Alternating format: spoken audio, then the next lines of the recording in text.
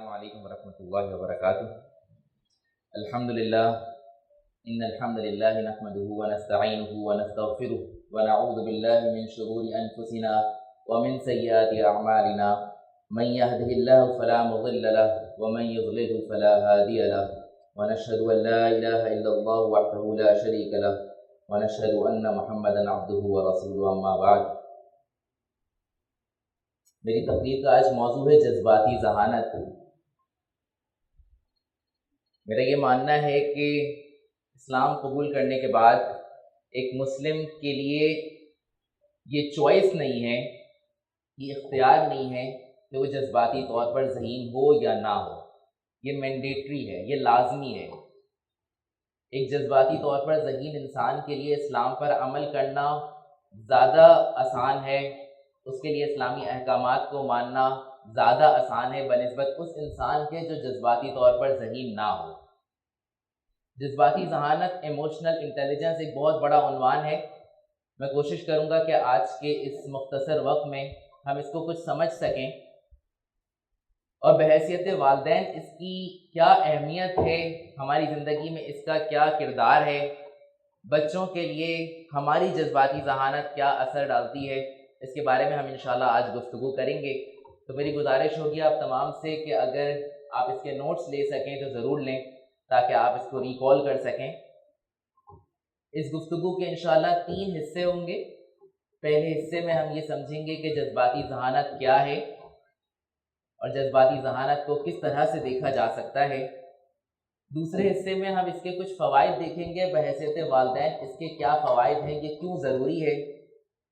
اور تیسرے حصے میں انشاءاللہ آپ کے سامنے کچھ عملی اقدامات رکھوں گا، کچھ ایسے کام کرنے کے جن کو کرنے کے بعد ہم جذباتی طور پر ذہین ہو سکتے ہیں، ہم جذباتی ذہانت حاصل کر سکتے ہیں۔ تو سب سے پہلے دیکھتے ہیں کہ جذباتی ذہانت کیا ہے۔ تو اس کی بہت ساری ڈیفینیشن ہے، بہت ساری تعریفیں ہیں، بہت سارے لوگوں نے اس پہ کام کیا ہے، نفسیات کے ماہرین نے اس پہ کام کیا ہے، بہت سارے علماء نے اس پہ کام کیا ہے۔ تو اگر مختصراً طور پر میں آپ کے سامنے یہ رکھوں کہ جذباتی ذہانت کی تعریف ہے کیا، تو 2 حصے ہیں اس کے۔ پہلا حصہ یہ ہے کہ میں اپنے جذبات کو جاننے، سمجھنے اور اس پر قابو پانے کی صلاحیت میرے اندر آ جائے۔ میں اپنے جذبات کو جان لوں، غصہ، غم، دکھ، اوور ویلمنگ اسٹیٹ، میں خوشی کا اظہار کب ہو رہا ہے، میرے اندر خوشی ہے، یہ تمام جو جذبات ہیں میں ان کو جان لوں، ان کو سمجھ لوں، یہ کہاں سے آ رہے ہیں، کیوں آ رہے ہیں، اور پھر اس کے بعد میں اس کو قابو کرنے کے قابل ہو جاؤں۔ تو پہلا حصہ اس کی ڈیفینیشن کا یہ ہے۔ دوسرا حصہ اس کی ڈیفینیشن کا یہ ہے کہ نہ صرف اپنے بلکہ دوسروں کے جذبات کو جاننے، سمجھنے اور ان کو مینیج کرنے کی صلاحیت میرے اندر آ جائے۔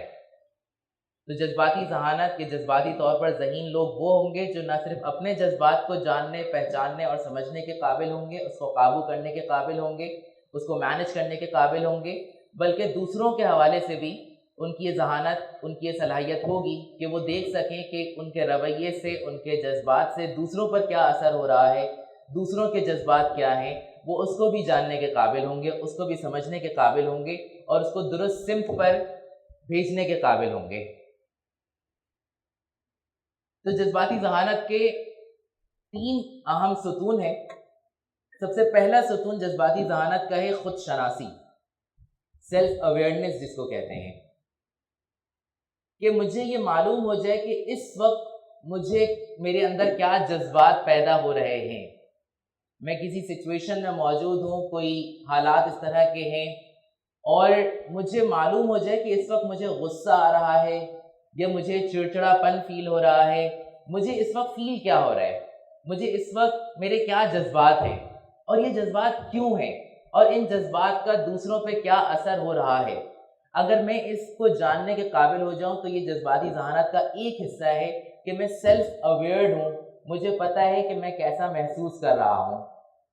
مینجمنٹ کا ایک اصول ہے، اس کو کہتے ہیں میجرمنٹ بیفور مینجمنٹ، کہ ہم قابو اس وقت پائیں گے جب ہمیں پتہ ہوگا کہ میرے اندر یہ جذبہ پیدا ہو رہا ہے، چاہے وہ غصے کا جذبہ ہو، چاہے وہ محبت کا جذبہ ہو، چاہے وہ نفرت کا جذبہ ہو، جب مجھے یہ معلوم ہوگا کہ میرے اندر یہ جذبہ پروان چڑھ رہا ہے، اس سچویشن میں ان الفاظ سے، اس گفتگو سے مجھے غصہ آ رہا ہے، تو پھر وہ نیکسٹ اسٹیپ ہوگا اس پہ قابو پانا۔ تو دوسرا ستون ہے اپنے جذبات پر قابو پانا، جس کو کہتے ہیں سیلف ریگولیشن۔ اور اس قابو پانے سے پہلا اسٹیپ میں نے آپ کے سامنے رکھا کہ پہلے معلوم ہو کہ مجھے کیا جذبہ فیل ہو رہا ہے، میرے اندر کیا جذبات ہیں۔ دوسرا حصہ یہ ہے کہ میں اس پر قابو پانے کے قابل ہو جاؤں۔ سورہ آل عمران میں اللہ تعالیٰ ارشاد فرماتا ہے الذین ينفقون فی السراء والضراء والکاظمین الغیظ، کہ یہ وہ لوگ ہیں جو جذباتی طور پر ذہین لوگوں کی اللہ تعالیٰ نے نشاندہی کی ہے کہ یہ وہ لوگ ہیں جو تنگی میں بھی اور آسانی میں بھی اللہ کے راستے میں خرچ کرتے ہیں، اور یہ وہ لوگ ہیں جو غصے کو پی جاتے ہیں، اور نہ صرف غصے کو پی جاتے ہیں والعافین عن الناس، اور یہ لوگوں کو معاف بھی کر دیتے ہیں۔ ایک اور اسٹیپ اوپر چلے گئے کہ یہ اپنے غصے کو پی بھی جاتے ہیں اور عافین عن الناس، یہ لوگوں کو معاف بھی کر دیتے ہیں۔ واللہ یحب المحسنین، اور اللہ ایسے نیکوکاروں کو، احسان کا طریقہ اختیار کرنے والوں کو پسند فرماتا ہے۔ تو کسی صورتحال پر میں فوری رد عمل دینے کے بجائے، فوری طور پر ریئیکٹ کرنے کے بجائے، اگر میں رسپونڈ کرنے والا بن جاؤں، میں اس کو قابو کر لوں، اس پہ میرے اندر یہ صلاحیت آ جائے کہ میں کس طرح سے جواب دوں، یہ صلاحیت آ جانا جذباتی طور پر ذہین لوگوں کی نشانی ہے۔ تیسرا ستون اس کا یہ ہے کہ میرے اندر ہمدردی یا ایمپتھی پیدا ہو جائے، احساس آ جائے میرے اندر مجھے یہ محسوس ہو جائے کہ سامنے والا اس وقت کس کیفیت سے گزر رہا ہے۔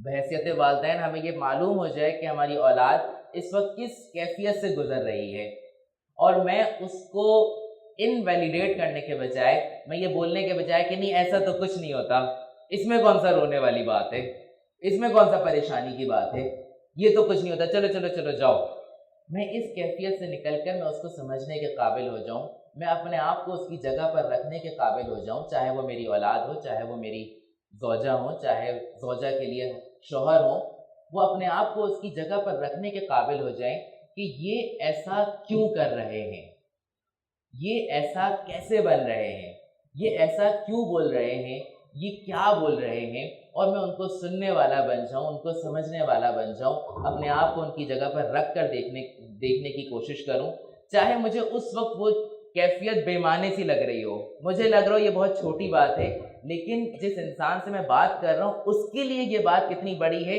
اگر میں یہ جاننے کے قابل ہو گیا، میرے اندر یہ صلاحیت پیدا ہو گئی، تو پھر میں کہہ سکتا ہوں کہ میں جذباتی طور پر ذہین ہوں۔ تو جذباتی ذہانت کیا ہے، ہم نے اس کو دیکھا۔ اب جذباتی ذہانت کیوں ضروری ہے، اس کے کیا فوائد ہیں؟ سب سے پہلی بات تو یہ ہے کہ جذباتی طور پر ذہین لوگوں کے لیے اسلام پر عمل کرنا، اسلامی احکامات پر عمل کرنا زیادہ آسان ہے۔ اب والدین کے لیے اس کے کیا فائدے ہیں؟ پہلا فائدہ اس کا جذباتی طور پر ذہین لوگوں کے لیے یہ ہے کہ ان کے اپنے اسٹریس میں، ان کے اپنے ذہنی تناؤ میں کمی واقع ہوتی ہے۔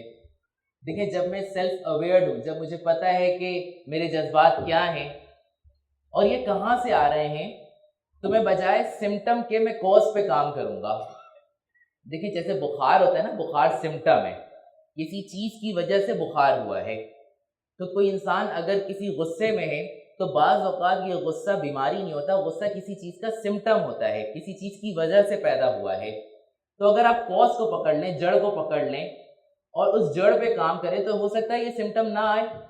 تو اگر مجھے اپنے حوالے سے یہ معلوم ہو جائے گا کہ میں ایسا کیسے بیہیو کر رہا ہوں، اس اسٹریس کی اس کی وجہ کیا ہے، ہو سکتا ہے بعض اوقات غصہ تھکاوٹ کی وجہ سے ہو سکتا ہے بعض اوقات غصہ بھوک کی وجہ سے ہو سکتا ہے کہ میں نے کچھ ایسا کھا لیا تھا جس کی وجہ سے پیٹ خراب ہوا تھا اور اس کی وجہ سے مجھے ایک عجیب سی کیفیت ہو رہی ہے میرے اندر۔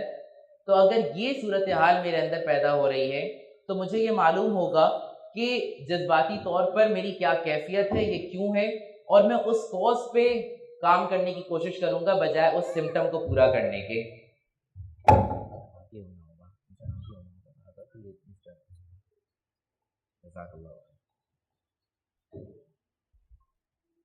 تو پہلا فائدہ والدین کے لیے یہ ہے کہ وہ اسٹریس مینجمنٹ کرنے کے قابل ہو جائیں گے جب وہ جذباتی طور پر ذہین ہوں گے۔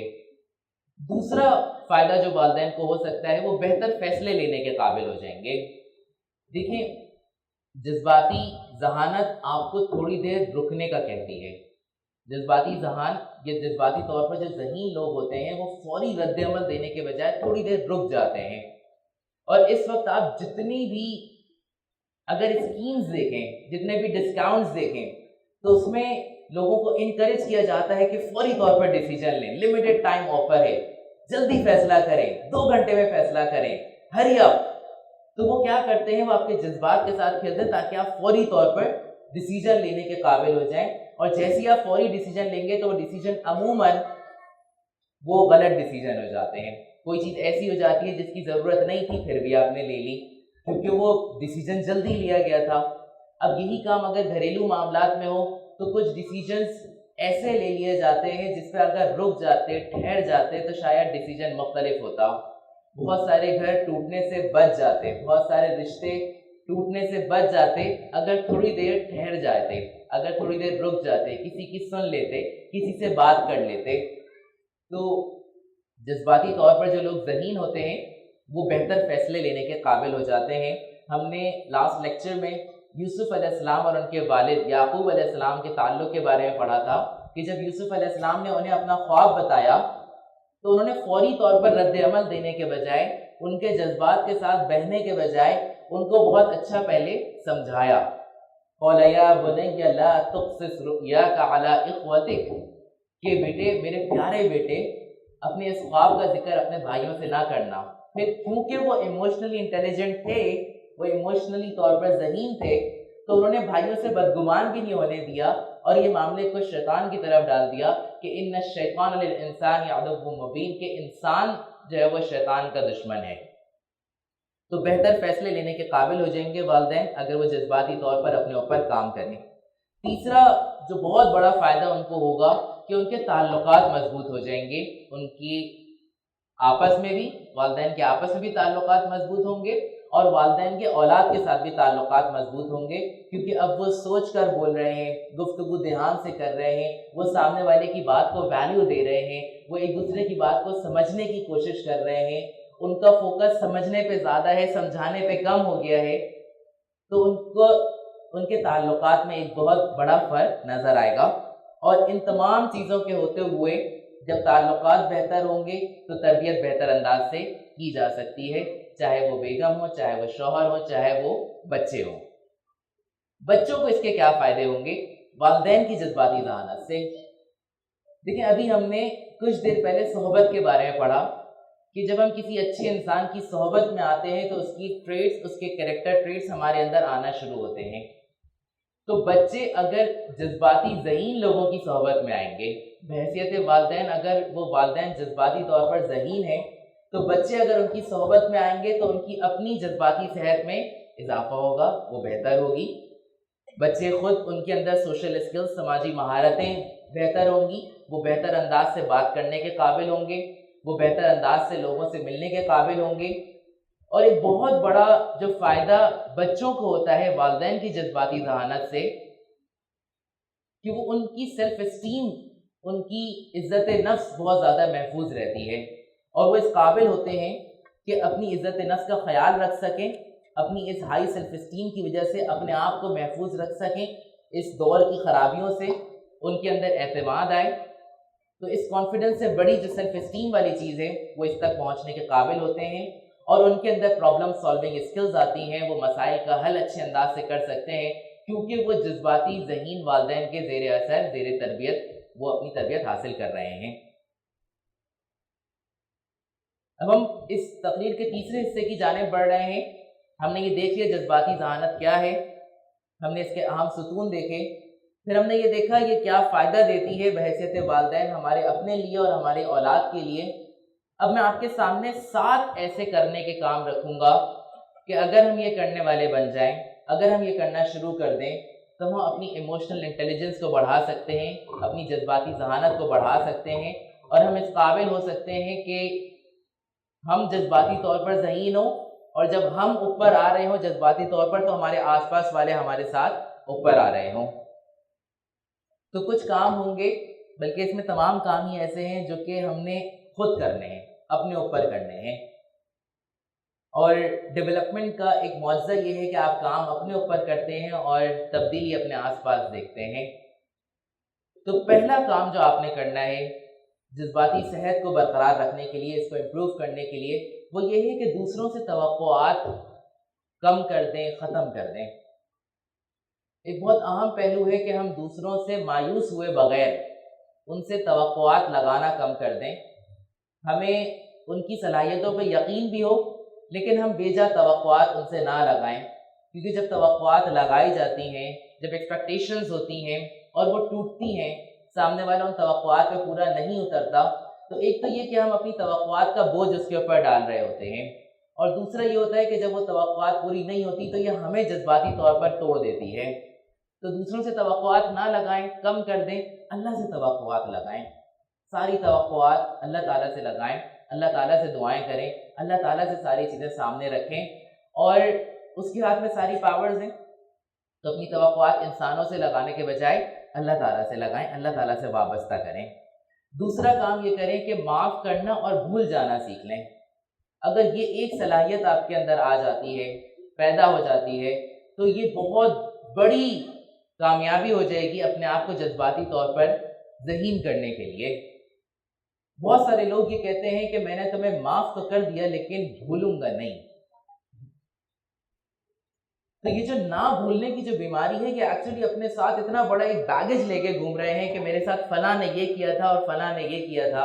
وہ اتنی بڑی چیز اپنے ساتھ لے کے ہر جگہ جا رہے ہیں، تو وہ ان کے اپنے سفر کے لیے بہت زیادہ مشکل ہو جاتی ہے.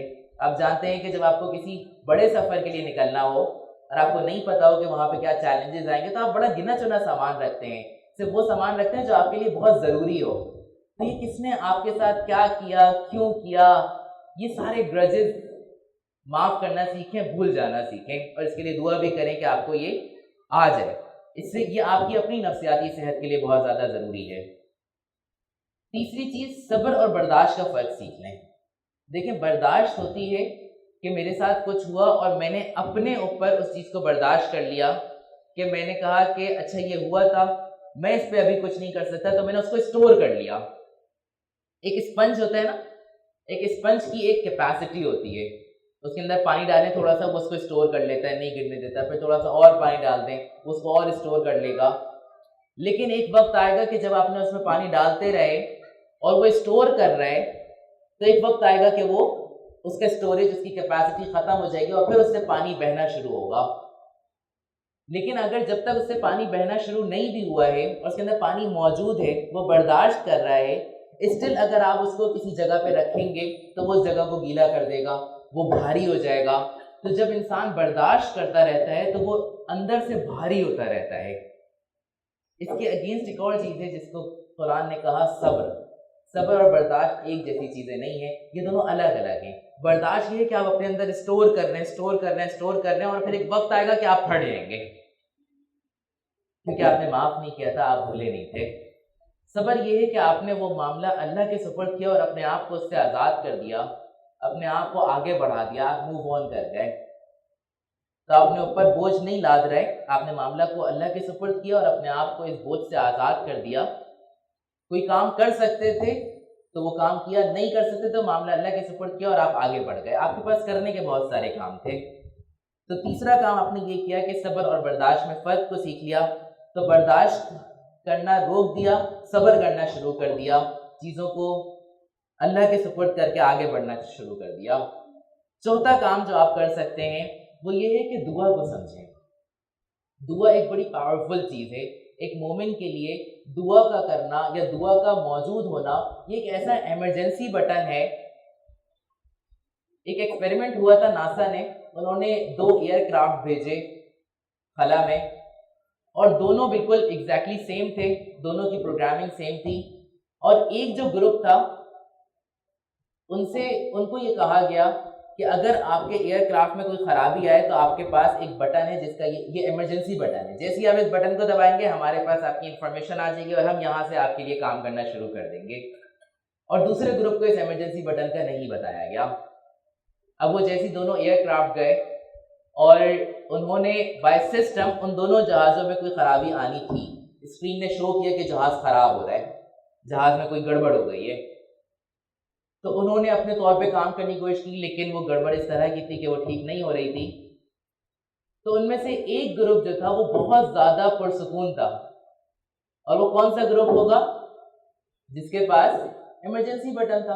انہوں نے کہا کچھ بھی اگر خراب ہوتا ہے اور ہم نہیں سمجھ پائیں گے تو یہ ایمرجنسی بٹن ہے, اس کو دبائیں گے, نیچے انفارمیشن پہنچ جائے گی, they will do the best.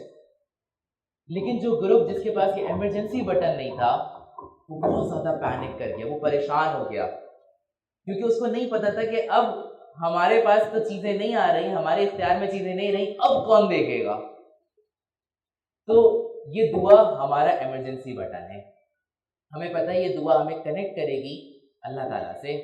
اور یہ دعا کا مطلب یہ نہیں ہے کہ ہم نے اپنی خواہشات کی لسٹ لی اور اس کو ڈکٹیٹ کرنا شروع کر دیا اللہ تعالیٰ کو کہ مجھے یہ چاہیے, یہ چاہیے, یہ چاہیے, یہ چاہیے, اور اگر وہ نہیں ہو رہی تو ہم افسردگی کی طرف چلے گئے کہ اللہ میں تو کب سے دعا کر رہا ہوں, یہ مل ہی نہیں رہا مجھے. دعا ایکچولی تعلق ہے ایک بندے کا اپنے رب کے ساتھ, اور یہ حقیقت ہے نفسیاتی طور پہ. اگر ہم کسی ایسے انسان کے ساتھ جو دنیا میں بہت زیادہ پاورز ہیں جس کے پاس, اگر ہمارا ڈائریکٹ کنیکشن کسی ایسے انسان سے ہو جائے تو ہم اپنے آپ کو مضبوط سمجھنے لگ جاتے ہیں کہ میری ایک کال پہ وہ شخص حاضر ہوگا, میں ڈائریکٹ اس کو نمبر میرے پاس موجود ہے, میں کال کر سکتا ہوں. ہم مضبوط سمجھتے ہیں اپنے آپ کو. تو ہمارا تو ڈائریکٹ کنیکشن اللہ تعالیٰ سے موجود ہے, ہمارے پاس یہ دعا کا ہتھیار موجود ہے, ہمارے پاس دعا کا ایمرجنسی بٹن موجود ہے. تو اس دعا کی جب نفسیات کو ہم سمجھیں گے تو یہ ہماری نفسیاتی صحت کے لیے بہتر ہوگا. اس کے علاوہ شکر گزاری کی مشق کریں, اپنے آپ کو ان چیزوں کی طرف راغب کریں جن پہ آپ کو شکر ادا کرنا ہے. آپ کے پاس چاہے کتنے ہی خراب حالات ہوں, ایسے لوگ موجود ہیں جو آپ کے اس سچویشن سے نیچے موجود ہیں, مطلب ان کے حالات آپ سے بھی زیادہ خراب ہیں. اگر آپ کے بچے آپ کو تنگ کرتے ہیں, پریشان کرتے ہیں, تو دنیا کے لاکھوں انسان اس طرح کے اس وقت موجود ہیں, لاکھوں کپلز موجود ہیں جن کے پاس بچے نہیں ہیں, جو اس خواہش کے ساتھ جی رہے ہیں کہ ہماری اولاد ہو. تو آپ کے پاس ہر موقع پہ کچھ ایسے کام, ایسی چیزیں مل جائیں گی جس پہ آپ شکر گزاری کا طریقہ اپنا سکتے ہیں, جس پہ آپ شکر گزاری کر سکتے ہیں. جب آپ ان نعمتوں پر غور کریں گے, ان نعمتوں پر اپنی توجہ کو مرکوز کر دیں گے, تو آپ بہت سارے نیگیٹو ایموشن سے اپنے آپ کو بچا لیں گے, بہت سارے برے جذبات سے اپنے آپ کو بچا لیں گے, تو آپ کی نفسیاتی صحت بہتر ہوگی. چھٹا کام یہ ہے کہ پوز کرنا سیکھ لیں. کوئی بھی سچویشن آپ کے سامنے آتی ہے, آپ کا غصہ یہاں تک آ چکا ہے, تھوڑی دیر کے لیے پوز کر لیں, 5 سیکنڈ کا بریک دے دیں اپنے آپ کو. کھڑے ہوئے ہیں تو بیٹھ جائیں, بیٹھے ہوئے ہیں تو لیٹ جائیں, کوئی فزیکل ایکٹیویٹی کر لیں, اٹھ کے پانی پی کر آ جائیں, یا ایٹ لیسٹ یہ بتا دیں کہ آپ کی یہ بات مجھے غصہ دلا رہی ہے اور میں چاہتا ہوں کہ کچھ دیر بعد ہم بات کریں. اگر آپ نے پوز کرنا سیکھ لیا تو بہت حد تک آپ کوئی ڈیمیج کرنے سے اپنے آپ کو محفوظ کر لیں گے, اور دھیرے دھیرے آپ کی جذباتی ذہانت اوپر جائے گی. اور 7ویں چیز جو کہ بہت ضروری ہے, اور وہ یہ ہے کہ اپنی جسمانی صحت کا خیال رکھیں. سائیکالوجی یہ کہتی ہے کہ ہماری فزیکل ہیلتھ, ہماری جو جسمانی صحت ہے, یہ ڈائریکٹلی پروپورشنل ہے ہماری ایموشنل ہیلتھ سے. جتنا بہتر ہماری جسمانی صحت ہوگی اتنا ہی بہتر ہماری ایموشنل ہیلتھ ہوگی, اتنا ہی بہتر ہماری جذباتی صحت ہوگی. تو آپ جو کچھ کھاتے ہیں, جو کچھ پیتے ہیں, جو اپنے جسم کے اندر ڈال رہے ہیں, جس طرح کی حلال اور طیب غذائیں آپ لیں گے, آپ کی جذباتی ذہانت پہ, جذباتی صحت پہ اس کا بہت ڈائریکٹ امپیکٹ ہے, بہت ڈائریکٹ اس کا رزلٹ آئے گا. میں کیونکہ کپل کوچنگ کر رہا ہوتا ہوں تو میرے پاس کچھ کپلز آتے ہیں, اور جب ہم ان کے ایٹنگ ہیبٹس پہ غور کرتے ہیں, بڑی لڑائیاں ہو رہی ہیں, بہت سارے مطلب ٹالرنس ختم ہو گئی, برداشت ختم ہو گئی, اور ایک دوسرے کو بہت زیادہ غصہ بڑھتا جا رہا ہے. جب ہم انالیسس کرتے ہیں کہ ان کے ایٹنگ ہیبٹس کیا ہیں, وہ کھا کیا رہے ہیں, تو پتہ یہ چلتا ہے کہ باہر کا کھانا بہت زیادہ بڑھ گیا ہے. اور یہ ایک کام کرنے سے, جب ہم نے ان کی ایٹنگ ہیبٹس پہ کام کرنا شروع کیا, تو بظاہر ایسا لگتا ہے کہ اس سے کیا فرق پڑے گا, لیکن اس سے ان کے ریلیشن شپ میں بہت زیادہ فرق آنا شروع ہوئے, ان کے برداشت کے لیول میں, ان کی بات چیت کی صلاحیت میں, ان کے سننے کی صلاحیت میں. کیونکہ جو کچھ آپ کھا رہے ہیں وہ آپ کے جسم کا حصہ بن رہا ہے، وہی آپ کے جذبات کا حصہ بن رہا ہے۔ تو میں نے 7 چیزیں آپ کے سامنے رکھی۔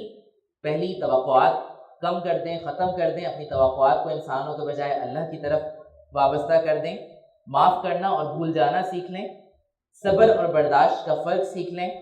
دعا کو سمجھیں، شکر گزاری کی مشق کریں، اپنے آپ کو اس گریٹیٹیوڈ کی طرف لے کر جائیں۔ پوز کرنا سیکھیں، رک جانا سیکھیں اور اپنی جسمانی ضروریات کا خیال رکھیں۔ میں گفتگو کو یہیں پر ختم کرتا ہوں۔ جزاک اللہ خیر، وقول قولی ھذا لی ولکم استغفر اللہ استغفر اللہ استغفر اللہ۔ اس تقریر کے نوٹس میں نے باہر بک اسٹال پر رکھوا دیے ہیں، آپ میں سے جو نوٹس حاصل کرنا چاہیں وہ بک اسٹال سے اس کے نوٹس لے سکتے ہیں۔ اللہ تعالیٰ ہم سب کو جذباتی طور پر ذہین بنائے اور اس کے ذریعے ہماری جماعت میں، ہمارے تعلقات میں، ہمارے رشتوں میں برکت عطا فرمائے۔ السلام علیکم ورحمۃ اللہ وبرکاتہ۔ وقول قولی ھذا لی ولکم استغفر اللہ استغفر اللہ۔